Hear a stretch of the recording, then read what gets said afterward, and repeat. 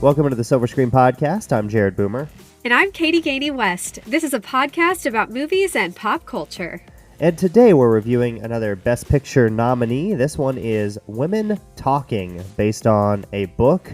And the title is accurate. It's Women Talking for a lot of the movie. So, yes, very accurately titled. So, nominated for Best Picture, a few other Academy Awards as well. So we'll talk about that today on the show as we continue our series of reviewing all the Best Picture nominees that we don't have episodes on yet. So we will have episodes in the coming weeks on Tar, All Quiet on the Western Front, Triangle of Sadness, and The Fabelmans.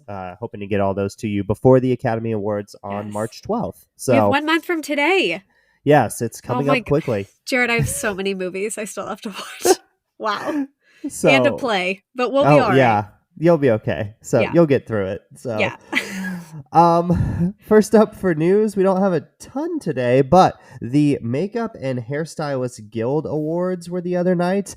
This is obviously awarding best makeup and hairstyling in movies and TV. So Pam and Tommy, the big winner on the TV side. And then for movies, they split it up into a couple of different categories. I'll just go through all of them because there's only 5 categories. So for best special makeup effects, The Whale won, which makes a lot of sense there. Sure does. For best period and character makeup and also best period and character hairstyling, Elvis won, which makes a lot of sense there. Also makes sense. Best contemporary makeup went to Everything Everywhere All at Once. Ooh. And then best contemporary hairstyling went to Black Panther Wakanda Forever. Definitely. So, yeah. Yep. That's really, I'm glad they have those awards though, because I think, a lot of movies would be nothing without those people and their artistry, but we don't hear about it as much and they don't get as much recognition. Well, and I think it's cool that they separate them into different categories because at the Oscars, it's only one category. Yeah. Whereas this is did you do better current day makeup or were you making a movie that was set in a certain time period and you tried to, mimic that? So I think that's good. So also in our other news item, Steven Twitch Boss, we found out this week, did not have a living will when he passed away. So his wife and his family that lives on is struggling to get assets and things like that were in his name and trying to kind of get that back to his wife just because he did not have the will. Yeah, I feel so bad about this. I have a feeling they'll go in her favor. I mean, they were happily married. There's kids between them. I don't really see why courts would say no, but it is a good reminder to people to have a living will. Because I know Jared and I talked about this on another episode when we were talking about Prince, and we talked about people that had died without a will and how that can negatively impact the people around them or take years in the courts to get it all straightened out. So just a good reminder to do that. And I've heard a good rule of thumb if people plan on having kids, that's a good time to do it. Not like I know everything, but I've just heard that's a good time because then if you die, you can at least leave whatever you have left to them. Yeah, that makes sense. So always good to be thinking about that for sure. Yeah. So no corrections this week. We do have some recommendations. I don't think I have anything this week. I have not. I know. I really struggled. Yeah. I have not been reading. I started a new book and I really like it. So I think I'm going to enjoy it the whole way through, but I'll recommend it when it's done. But I've had to slow down just because of life right now for reading. But I did watch Netflix release the next few episodes of You. The first 5 is my understanding. And then I think there's going to be 5 more or something in May or June. I can't remember. But it's season 4. I have only 1 episode left. That I did make time for that. I've basically just stayed up late into the night this weekend so far and watched them. But it's really good. And I like this season because it's set in London. And I love London. And it's just fun to see him be creepy in another city. And I'm into this season, so I can't speak for everyone. And then the other thing that came out over the weekend that I wasn't even expecting is Love is Blind After the Altar. They released 3 episodes. They're only a half an hour, so it's not like a huge time commitment. I already watched them. But wow, there's some turn of events that I've seen with some of these couples because it's been a year since everything happened. Some of the people that were stupid are still stupid. And just for the record, I still can't stand Colleen and Matt, and I do not think they're going to make it. And I don't want to pass judgment. I know they're married, and I care very much about the sanctity of marriage. But those two just make me feel very uncomfortable, and they seem like they fight so much. It seems very unstable to me. Yeah. Same here. So Yeah. I saw that those were out, and Yeah. I haven't watched them yet, but I plan to because. Also, if you find out, Jared, I don't know if they're going to do more, but I think they have to because they haven't explained everything. Like it kind of left on a cliffhanger. So I feel like maybe they're going to do that thing that they did where they released a couple every week for like 3 weeks or something. That might be the case because Netflix seems to be doing that more where they're like splitting up episodes of things. So that's what I've heard they're doing. They're getting a little bit away from the binge model because people are paying for subscribing, watching something and leaving. Yeah, that would make sense. So I get it. Okay, cool.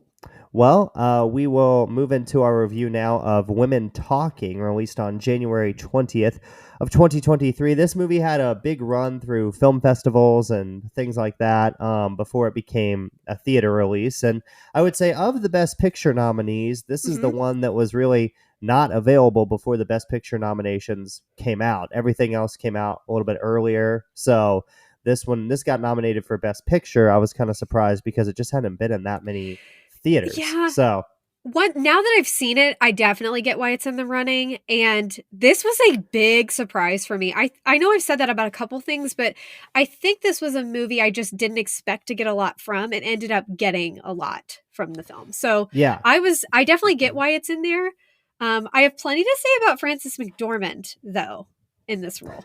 So, but more on our likes and dislikes, but I can see why this is nominated and I'm glad it is. I'm very disappointed in the lack of, I guess, recognition for the film, though, in the Oscars. Like, Sarah Polley's not nominated for directing. None of the actresses are nominated for acting. And I think that was some very poor judgment on the Academy's part. Yeah, that was kind of wild. The only two awards it's nominated for are Best Picture and then Best Adapted Screenplay for Sarah Polley, since she did the screenplay that was, based on the book. So, and also directed the movie as well.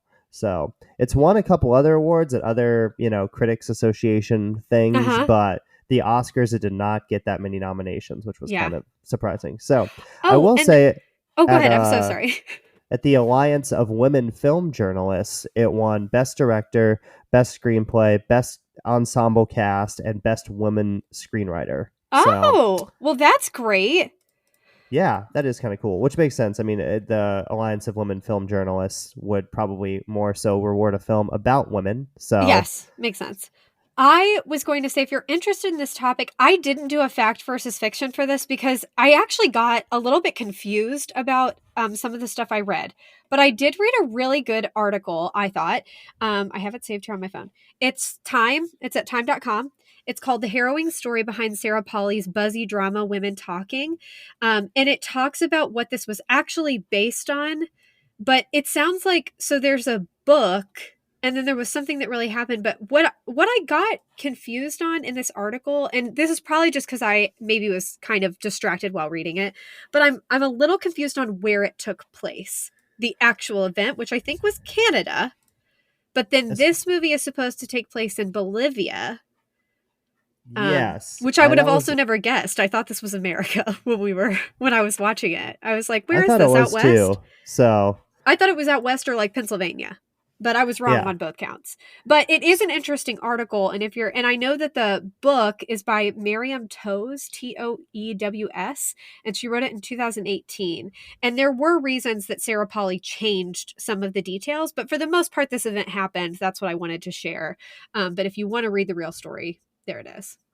Yeah, it says on Wikipedia that she describes her novel as, quote, an imagined response to real events that took place on the Manitoba colony, a remote and isolated Mennonite community in Bolivia between 2005 and 2009. So I think it's a real thing that happened, but I don't know if these women actually talked about this in this way for the book. So there's a little bit of confusion there. So, and I don't know if this book is technically classified as fiction or nonfiction. I think it's fiction. So yeah. Okay.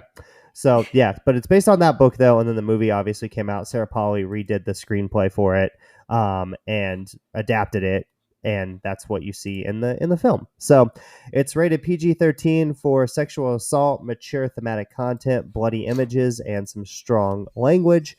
It's an hour and 44 minutes. And on IMDb, it's a 7.5 out of 10. Rotten Tomatoes, critics 90%, audience is 79%. And then box office wise, it's made $3.7 million domestically, and that's its worldwide total as well. And the synopsis: do nothing, stay and fight, or leave. In 2010, the women of an isolated religious community grapple with reconciling a brutal reality with their faith. And that's really their only three choices. And throughout the movie, they discuss the pros and cons of kind of all three of those. Yes. So this movie is directed by Sarah Polley. She is an actress, director, and activist from Canada. She also directed 8 episodes of Hey Lady, and then also directed Stories We Tell, Take This Waltz, and Away From Her. And in 2008, she was nominated for a Best Adapted Screenplay Oscar for Away From Her. And this year, she's nominated for Women Talking in that same category. And she has no upcoming projects listed yet. Yes. Very talented woman, though. Seems like she can. For sure. And she's acted in quite a bit. I didn't include that. I just included that she is an actress, but she has quite a list of acting credits as well. Yes, she does. So we will take a quick break here, and we'll come back. We'll talk about the cast, our likes and dislikes for Women Talking. And we're back here on the Silver Screen podcast talking about Women Talking. This is an ensemble cast for sure. Everybody pretty much has equal screen time, but the first person we're going to mention is Rooney Mara. Thank you, Jared. And I didn't put a crush alert, but I have semi-crushes on several of these women. Rooney Mara plays Ona. She is originally from New York. Rooney, I did think this was fun. I didn't realize this. Her real name's Patricia, but it's Rooney. It's Patricia Rooney Mara is her name. Anyway, she's best known for Carol, The Social Network, The Girl with the Dragon Tattoo, Nightmare Alley, and Side Effects. She has been nominated for 2 acting Oscars for Carol and The Girl with the Dragon Tattoo. Next up, she will be in The Island and Brideshead Revisited, which is a book I've been meaning to read for a very long time, so I need to get to it. Also, fun fact, I think we know this, but she is probably married. We're not sure. It's not been confirmed, but confirmed are married to Joaquin Phoenix, and they have a son named River together after Joaquin's late brother. But I always think they're such an interesting couple, but they make perfect sense to me. I'm not confused by the two of them getting together. No, their personality types seem very similar. So, and they're both wildly talented. I don't know that I would want to hang out with them and have dinner, but I think Rooney is such a great actress. I really enjoy her, and I think she's quite beautiful. Anyway, great job, Rooney. And I do love that they named their son River. I thought that was very sweet. Next up, we have Claire Foy. She's probably my favorite of the bunch. She plays Salam in this film. She is an English actress best known for The Crown, First Man, Unsane, and The Girl in the Spider's Web. She's won 2 Primetime Emmys for her role as Queen Elizabeth II in Netflix's The Crown. And then next up, she will be in Strangers. Very nice. She was great as Queen Elizabeth. I have not watched The Crown, but I've heard that sentiment from lots of people. She was so good. And then lastly, we have Jessie Buckley. She plays Marie Kay in this film. It's because I'm looking at words ahead of time. She is an Irish actress who is best known for the miniseries Chernobyl and Fargo. She was also in movies Beast, I'm Thinking of Ending Things, and The Lost Daughter. In 2022, she was nominated for a Best Supporting Actress Oscar for The Lost Daughter. And then next up, she will be in Wicked Little Letters, Hot Milk, and Fingernails. Also, Jared, when I was doing the notes for this, I had to go back twice to look at 2022 being nominated for The Lost Daughter because I keep thinking it is 2022. And I was like, well, how did that happen? I'm just confused, but it's 2023 and I have to remember that. I had to, since you mentioned her movie titles, yes. I had to go look up what Hot Milk and Fingernails Tell me about. everything, because I didn't. I just laughed and moved on. But tell me, please. So Fingernails is a drama sci-fi movie, and it stars her and Jeremy Allen White. And love him. She increasingly suspects that her relationship with her longtime partner may not actually be the real thing. In an attempt to improve things, she secretly embarks on a new assignment working in a mysterious institute designed to incite and test the presence of romantic love in increasingly desperate couples. Okay, well, Riz sure. Ahmed also in this movie, Luke Wilson. What? So, I don't know when this is, no word on when this is coming out. I am crazy about all 3 of those men. Wow. Yeah, I'm definitely a Luke Wilson fan. Hardcore Luke over Owen for me.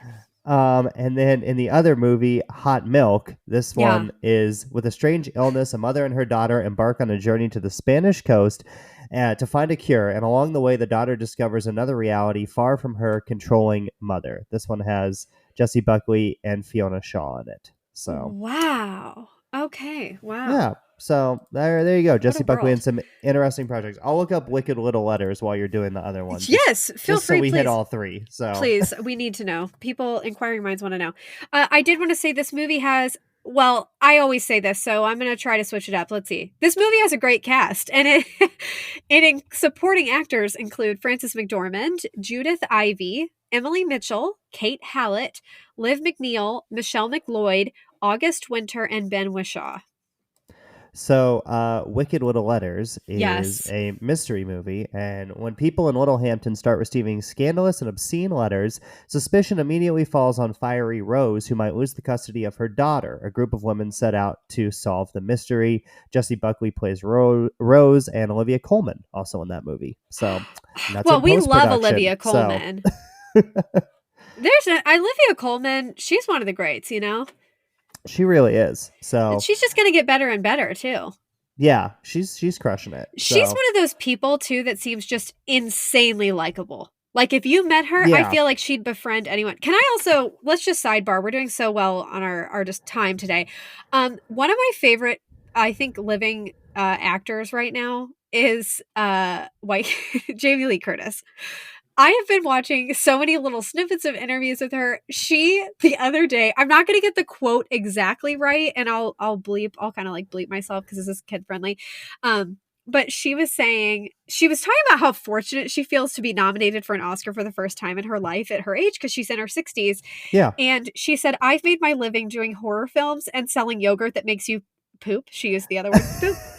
I laughed and I was by myself just watching this video. I laughed so hard, but she's right. I mean, that really is like Halloween is what she's known for. And then the probiotic yogurt that she sells, which she's great in those commercials. And that's what that yogurt's for. I mean, it helps keep you regulated, but I just thought that was so funny. But there are some people that I'm just like, yeah. I've seen you 800 times at the Oscars, or we know you're horrible, like Armie Hammer. There's certain people that we're just like not happy for. Jamie Lee Curtis is one of those people that I'm like, I want you to have every good thing because you seem so down to earth, so wonderful. She doesn't get surgery. She's such a she's just an every woman kind of person. Very chill. So very chill and very humble. Yeah. Humble and appreciative. And that's what people who are famous like that, that's what I want them to be like. And not many of them are. So I don't know that she's going to win, but dang, I love and appreciate Jamie Lee Curtis. Well, and when she was in Halloween too, I don't think that movie was made for such a low budget. I don't think they expected that to be such a huge hit like it was. So that launched her career, obviously. So I think she always thinks back on that too and was like, if that went a different direction, I may not be in the place I'm in right now. So every time we talk about Halloween too, I think of my friend Carrie, who I love. Carrie's an old coworker, but she was so disappointed in my disdain for that movie. The more I've thought about it, I didn't hate that movie. I found it to be slightly ridiculous, but I can definitely appreciate why people like it, and I would watch it again. So again, sorry, Carrie, but every time I think of Halloween, I crack up because I remember her talking to me about how I broke her heart when I didn't like it. Yeah, I understand that other horror movies, like you can see that they took influence from Halloween for sure. So yes. I appreciate that. So definitely. Back to Women Talking, which is not Halloween no, by any means. Nor is it funny. It's not funny. No, not at all. No. First, obviously, this movie has a great cast. Everybody is great in their performances. Anytime you get this many powerhouse women together, Rooney Mara, Claire Ford, Jessie Buckley, Frances McDormand for 3 minutes, which we'll talk about a little bit later on. You're going to have good performances here. And the movie is so based around the acting because there's not a lot of other stuff going on. Most of it takes place in this barn and there's not like a ton of special effects or anything. So the acting really has to be solid. And in this movie, it definitely is. Agreed. Do you know one of my favorite things I love about my friendship with Jared is sometimes I don't even have to put like a note, or I'll just say like, can we talk about Frances? And he knows exactly he already knows what's irritating to me about this. Anyway, love that. We'll touch on it. But for me, this was a twofold thing I really liked. I thought that acting was so good. This was kind of like The Whale, where there just wasn't a false note. Everybody was good. A lot of movies really that are nominated this year, even Banshees of Inisherin, so much of the acting is so top notch. It's really hard to say one person was better than the other. And I felt that way about this movie. But what I also liked, there were a lot of unfamiliar faces, at least to me, or women that I'd seen in maybe one other thing that I couldn't even recall what it was.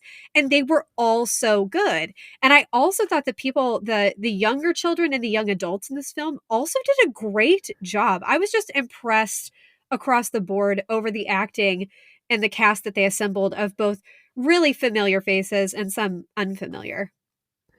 Another like for me was I liked the storylines for all these women. I liked how they Yes. were all kind of a little bit different, and I liked the generation thing as well. So you Yeah. have some women that have their mothers that are also living in the colony that are alive, and then they have, you know, obviously their daughters. So that plays into it, and you have Rooney Mara's character who is not with anybody but is about to expect a baby. So I just Yes. thought it was very interesting how they made them all a little bit different, and I liked the generations thing as well, because the older women have different opinions maybe than the mothers do than the Right. children do. So I thought that was very well done.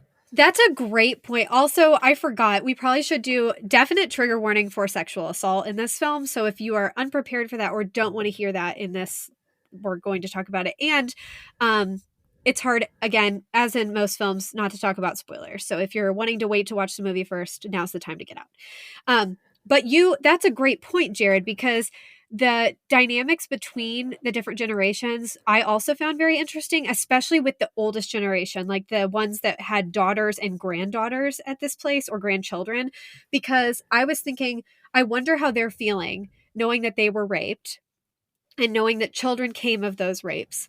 And then also now seeing it happen to their children and knowing it's also going to happen to their granddaughters. The guilt you would feel, maybe denial that they felt, and they all reacted to things differently. But you're right, showing those different generations made it infinitely more powerful, and gave a lot of like depth to this film. You already mentioned kind of the few familiar faces to the thing. There's a lot of women in this movie that maybe we haven't seen in a lot of other projects Yes. before. So, but like you said, they all did a great job in their performances. So, also, the music was great as well. There's a couple Yeah. different things for the score. At one point, it's like this acoustic guitar type deal going on, and then at the end, it gets to be really powerful when, spoiler alert, they decide that they're gonna, you know, leave, and they actually go Yes. about leaving the community. But yeah, the score, I noticed that as well. The score, I thought, really complemented it very well. So Yeah, and it was so simple. I mean, there wasn't a whole lot of music to the film, but I felt like where they added music was appropriate, and the music was so beautiful with it. Yeah. Another like for me is that I liked that they kept the appearances of the women very simple. Like none of them had a lot of Yes. makeup on, which is probably how they would be if they were actually in a Right. Mennonite community. But I thought that really allowed the performances to stand out as well, because you're just seeing kind of the raw faces of these women as they act this out. So I really like that choice to not like Yes. put a lot of makeup on them. So Also, I did want to check. Would you be able to check? I wondered if they were Mennonite and wasn't positive 100% that that's what was going on, but I think you might be right. And the one fashion faux pas that obviously I completely understand it in this context, but it was hard to see those tube socks with the Velcro sandals, especially when these women, some of them are just so beautiful that it's kind of like Harry Styles and Don't Worry Darling when they tried to make him look ugly and you're just like, this is impossible. Why are you even trying? I did feel like that in this movie. Like Rooney Mara doesn't have a stitch of makeup on and she just looked beautiful. And so interesting. But I also thought that was a good point, Jared, that they played it, I thought, exactly how it would be, where people wouldn't be wearing makeup. It's not like they're going to be doing overly fancy things with their clothing, their hair, or anything to make them be more enticing to men. Yes, they were Mennonite, Thank you. Okay. and that's a little different than Amish, because I Yes. noticed things in this movie like they had refrigerators in their houses, and Yep. that's something that like Amish people would not have. So Right. Mennonite are still have, I think, as far as I know, have a lot of the same beliefs as Amish, but they have some more modern conveniences in terms of they do use power for certain things, and things like that. So and like obviously they're using like cow fertilizer in this movie, which has been like like knocking out gas, which is obviously like they purchased that from somewhere. So there's certain things that they do a little differently than Amish. So another like that I had for this movie is I really liked the romance or friendship, if you will, between Ona and August. I thought that was very realistically portrayed. They didn't sugarcoat it at all. You could obviously tell that like August wanted to be with her, but due to the circumstances that were happening, it wasn't going to be able to happen. But they were very good friends. I just really liked his character as well, but I really liked that romance, if you will, is kind of a side story between them as like a B story in this movie. I totally agree with you. I really liked his character. And one thing that I liked that just adding to what you're saying, I liked that men were almost non-existent in this film, except for little boys, like the young kids of the women, and then August, Ben Wishaw's character. We do see someone's husband one time briefly, and we do get depictions of people being assaulted without really seeing everything that's going on. But I do think that I'm sure that was a choice to do that. But I really like this movie is about women, so they focused only on the women. And it was nice that the man we get to know a little bit is the one that's good. He represents, he is a noble person. He does the right thing. He's educated. He's kind. And he was very aware of not speaking out of turn or speaking over them or telling them what to do, which made him infinitely more attractive, in my opinion.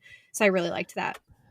Another like I had too is I like that they bring up kind of all the moral dilemmas of the three situations. Yes. I really thought that was very interesting to listen to because they go back and forth a lot and the women have different opinions on different perspectives of things. So, you know, they talk about if they stay, what'll happen? Well, the men will keep doing this to them. If they, you know, leave, they'll be excommunicated, which, you know, they'll be looked down upon. But then they say, you know, what if the women leave? And are we going to take the children? And how old will the children be if we take them? That was another part that I really liked is the scene where they're asking August, like, do you think young men that are 13 and 14 will have an effect on our community? And he is like, yes, they definitely will. But I still think they're young enough that you could probably train them in the right ways and, you know, have them not turn out like your husbands and maybe fathers did. So I thought that was a really good scene too. But I loved how they grappled with that decision for a really long time in terms of what they were going to do, and then they kind of narrow it down to two decisions, like they were going to either stay and fight or they were going to leave, and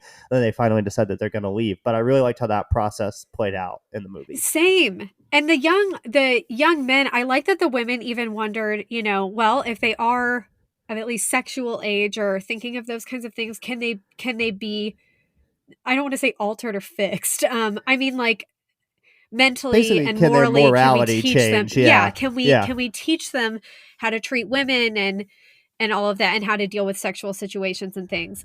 I completely agree with you, Jared. And I think one thing I really loved about the women talking is just the consideration they showed for so many things. It wasn't just let's get guns, let's murder people. It was like, well, let's see the pros and cons about everything. They were willing to kill people, but they were also like, well, what's the moral issue with killing people? And they always brought in religion, which was interesting. And again, I almost like these stories. I like them almost as much as the journalist stories that we love, you and I both like, because I really like when there's dilemmas between religious order and organized religion versus, you know, the other secular world. And I like too when people are trying to consider both, like, well, could this be, because that's the way I like to see it too.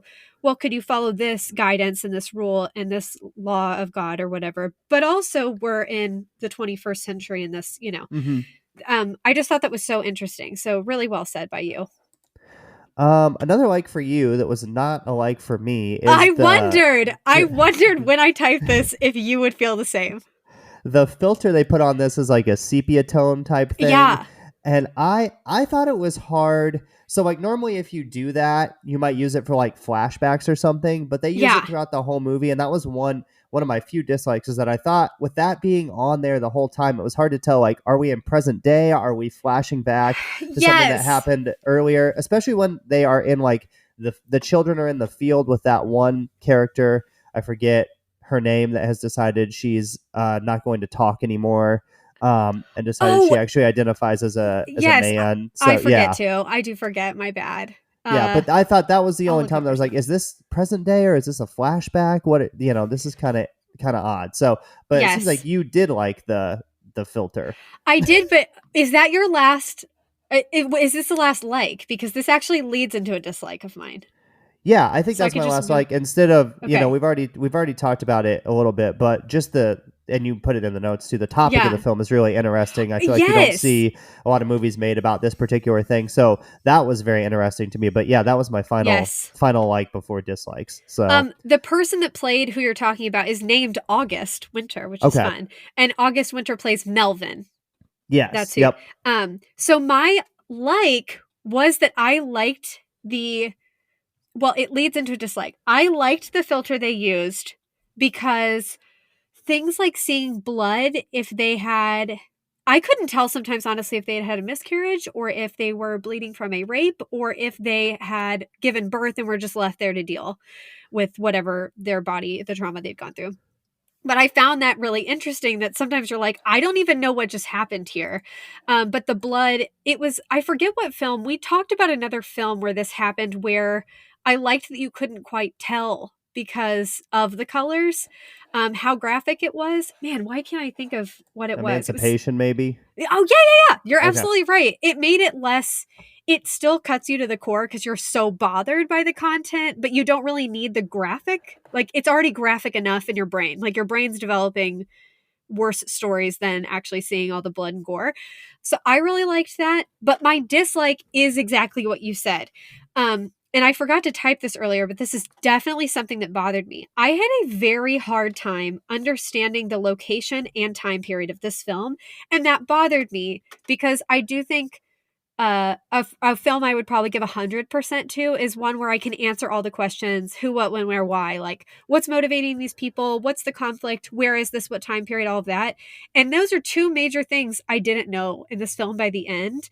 And maybe they want it to be kind of left up to your imagination, but I didn't like that. And I do feel that you're right that the filter thing aided that problem.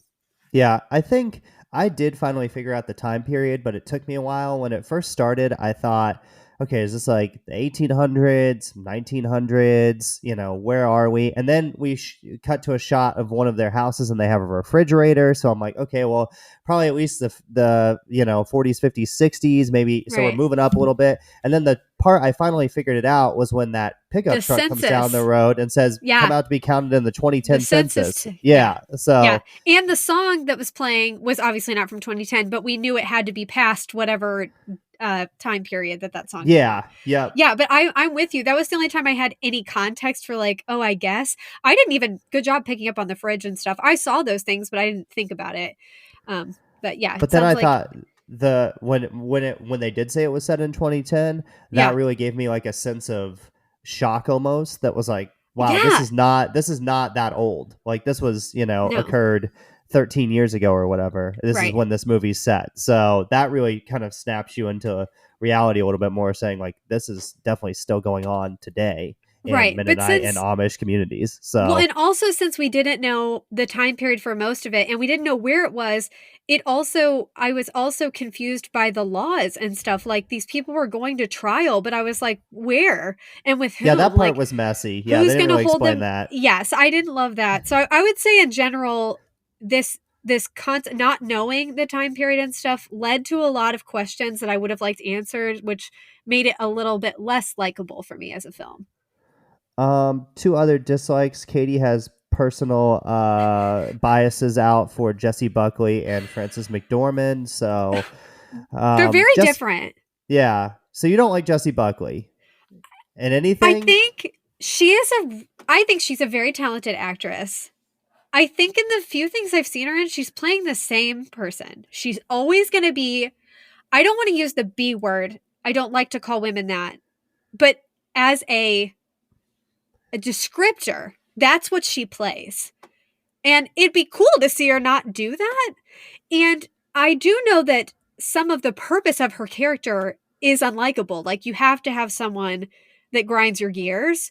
and she really plays that well. But I'm kind of like, in the few things I've seen of her, I'm like, okay, so is this all you do, and you do it well? It's kind of like the Ryan Reynolds problem, where like once Yes. he did Deadpool, he just plays that in every movie now. Yeah, It's just and a I different can't. version of Deadpool. I do think she's talented, but she just, something about her really does grind my gears. But maybe she'll be in something else and it'll change. I don't know anything about her personally. I'm not out to get her. I'm just like, ugh. And then Frances, I really like Frances. I think she is an odd duck. I think she is truly strange. Like all the time, like in movies and out of movies, strange, but so talented. But I am, Jared, you and I think we felt the same way. I'm so furious that they even were like, Frances is in this movie. She was in it for maybe 3 minutes. She, spoiler alert, doesn't leave with everybody. She's the only person that we really get to know. Well, we don't even get to know her, but she's the only person we're familiar with who leaves, who doesn't go. Yeah. And I wonder if she did, I know she helps produce the film, but I do wonder if they only did that for name recognition and Oscar nominations. Like, I don't even know what the purpose was of her being in it, or at least why they put her in the marketing. Yeah, why was she on the poster and in the trailer so prominently? No idea. That is definitely a bait and switch. Also, shout out our boy Brad Pitt, also throwing some money at this as well. Brad. So. Every time, Brad. That's every time I see Plan B, I go, oh, yep, well, this is probably going to be good. Except for Blonde. Let us never forget. And it's probably based on a true story, except for Blonde. So, and it's just, for the most part, going to be done extremely well and probably going to get nominated for something. Yeah. Because that's what happens with Brad. Another dislike is it would have been nice when the credits rolled to have some context about maybe where this was set, what the women maybe did after they left the community, how much of this is still happening today, a little less than 15 years later. Just a few things there that would have definitely just given a more of a closure for the ending, and allowed you, if you were interested, to maybe find out more info about the story and about the situation. It didn't even say like anywhere in the credits either, like read the book this is based on or anything. Or based on a book. Like it didn't. Yeah. Yep. And I didn't like that. And I was even more surprised they didn't do that when at the beginning they even put, this is based on this is an imaginary blah, blah, blah. Like this is what we would have liked to happen or what we think happened. I don't know why they did that. And then at the end, there was no like, this is what really happened, or this is, I don't even mind that they didn't say what happened after, but I'm very bothered that they didn't include anything about what this is based on and what the outcome was. Yeah, that was a little bit of a dislike for me too. Yeah. And then a few more things. Salome decides at the end of the movie that she wants her son to go with her, but her son does not want to leave with the rest of the community. So she decides that she's going to just gas her son with some of this gas that they use on cows. And unfortunately, they also use on the women in the colony when they want to rape them. So because it basically just makes you unconscious. So that was just kind of a wild scene, though. They just kind of threw it in, and then she shoots the gas thing, and then we're on to the next thing. So I get why she did it. This isn't a hard dislike. And honestly, after the trauma, all the stuff you see about sexual assault, it wasn't like that bad in comparison. But I was shocked they did it, and it seemed kind of random. Like, I do think if they didn't include it, I would have been left wondering what happened to Salome's son. Did he go with them? But I thought it was crazy that like the only way to get him to go was to gas him and make him pass out so they could like drug him and take him away. And I was kind of like, is that any better than like the men doing that to the women to rape them? I mean, obviously it's not the same. I'm comparing two things that shouldn't be compared, but I was really shocked by that. But in the end, ultimately I get that drastic times call for drastic measures, but it seemed kind of out of place for me. Yeah. Final dislike is that unfortunately August is left behind. It makes sense. He's a man. He kind of is going to stay with the colony, but also they kind of trust him to educate the boys and the youth that are going to still be there to maybe possibly do the right thing or be, and obviously with no women there, they're not going to be able to like sexually assault any women. So if they all leave, which is a good thing. So, but they kind of trust him to kind of maybe inform the children a little bit more and teach them a little bit better. And also it's interesting because his character leaves and then comes back. So like he's been out in the real world and he knows some things that happened in the real world, and he's able to help the women in the movie with that experience as well. But I was sad that he was left behind. I was also sad, like at the very end, there's a scene between him and Claire Foy's character, and he's like, he takes the notes the whole time in the meeting, and he's like, give these to Ona, and she's like, Ona won't be able to read them, and he's like, but her child will be able to read them. Yes. And I was just like, that was very sweet. And I wanted him to give the notes to her, but he didn't. He gives her a gun, which is, probably more useful than the paper written notes. But I just thought I would have liked that scene. I would like, just give her the notes too. Like, just take the notes, Claire Foy. Like, that will just wrap up this story kind of nicely. Yeah, that's what I thought. And I love that he said, like, but her child could read them. Like, things will get better. I hated that they left him behind. I get why they did it. But I was sad. Oh, also another thing we find out in that scene with Claire, which I could see this coming from a mile away, but he was planning to kill himself when they left because he was sad, which is why he had the gun. So that was also, I was kind of like, man, I'm so tired of suicide. Like, just hearing about it being in movies. I know it's a part of life. It just makes me so sad. But I'm glad he gave the gun away. But I was very worried actually about what would happen to him when the men came back. I wouldn't have put it past them to kill him. I mean, if they're already committing marital rape and all sorts of sexual assault, I don't think they'd be like, you know what, we draw the line at murder. So I don't know. I was very worried about the fate of August. And I'm also just really sad that he couldn't go with the women and protect them or educate their kids somewhere else. Are we ready for our final scores? Yes, I'm ready. Okay. I'm ready. I'm going to rate this one pretty highly. Cool. I'm going to give this, I think, a 95 out of 100. Whoa! If we had seen this before I had done my top 10, this would probably been 4th or 5th in my top 10, I think. Yes. I thought that it was very interesting to watch. I could have watched them talk for maybe another hour even. I mean, this movie's only an hour 45 minutes, which is a nice thing about it. But I loved the conversations they were having. It got to me emotionally a lot of different ways. I was like captivated the whole time watching this. And I really enjoyed it. And I thought it was really well done and a pretty simple movie in terms of sets, locations, things like that. But the script and the performances really carried it. And I really enjoyed it. So did I. Wow. Well, I'm a little bit lower, but not by much. I've only seen in this year, like movies we're counting, 2 movies, which is a terrible start. But I'll catch up. Don't worry, everyone. But I was thinking about A Man Called Otto, which I rated so highly, but I think that's because entertainment-wise and watchability-wise, I'm much more likely to recommend that movie and watch that movie. And I didn't rate this one quite as high on Letterboxd, at least not right now, but I'm going to give this an 88, which is higher than what I gave Otto, because I do think the acting is superb. The storyline's so engaging. In the end, it could definitely make my top 10 of this year, but we're at so early on, who knows? But I agree with you on pretty much everything. The only things, I didn't like really the questions I had at the end. And some of the stuff just makes me sad in the end, but I can't really fault it for those things. But I thought this movie was excellent. I am glad we watched it this year. I can see why it's nominated, and I think it deserves to be there. So 88 for me. Nice. One final thing I forgot to bring up is I liked how they did not show the violence either. We didn't need to see these women getting raped or getting sexually assaulted to know that it was happening. And I thought that was a good choice by Sarah Polley and the directing team to kind of leave that out. Just like with Till earlier this year, we didn't see any violence in that movie as well. So I thought, the viewer can understand what's going on here without needing to put that on screen and having us, witness it and having actors and actresses go through it. So totally agree. Really, really like that choice. So, okay. You can follow the Silver Screen Podcast on social media at Podcast Silver on Twitter and Instagram. Find us on Facebook. Just search the Silver Screen Podcast. Follow our Letterboxd profiles there in the show description here. You can follow myself and Katie, both on Letterboxd.